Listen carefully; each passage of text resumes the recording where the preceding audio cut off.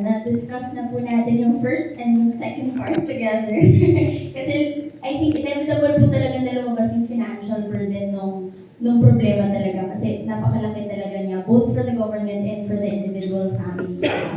I'd like to bring back the topic naman po to our food environment. So, ang masasabi ko po kasi, very weird or very strange na kung tutuusin agricultural environment, agricultural country tayo dapat, di ba?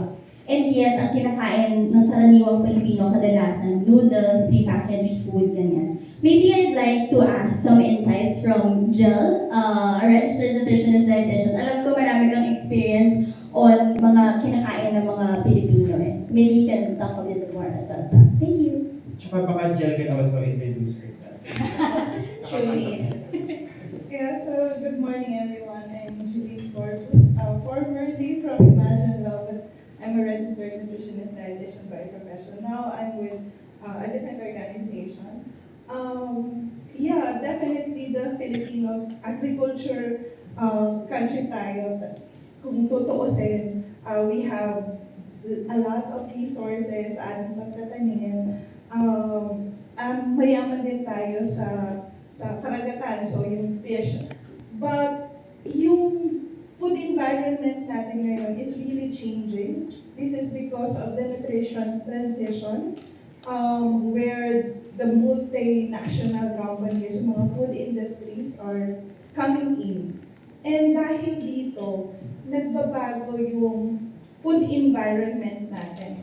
Because laganap yung mga prepackaged food. That's why madami yung consumption or mataas yung consumption ng mga, yung nabanggit kanina ng mga noodles, canned goods, because mas kaya siyang bilhin dahil kumbaga mas affordable siya.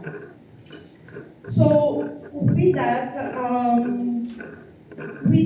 changing the nutrition landscape or the food environment landscape in the country, I think this is really a high time that we have policies to protect our Filipino people, particularly those who are vulnerable.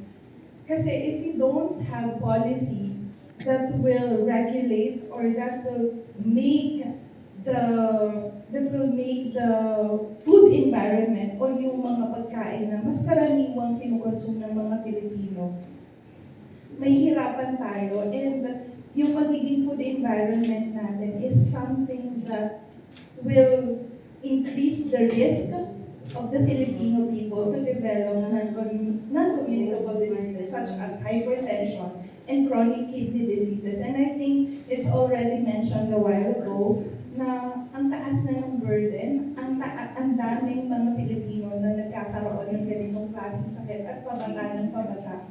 And these are also affecting yung expenses, not only sa national government but also yung sa family. Parang one step away lang ang mga Pilipino to poverty because of these non-communicable diseases.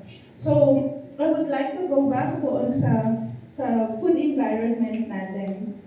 Na even we are agriculture country, because there are a lot of food industry that are producing this prepackaged food, dumadami talaga yung consumption, and these are also affordable. That's why this is really a time that we support yung mga policies that will create healthy food environment.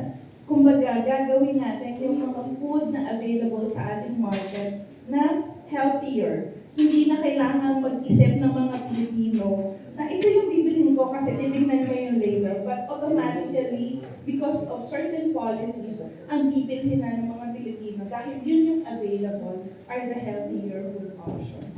So I think yun muna ang may contribute ko about the food environment here in the Philippines. Thank you.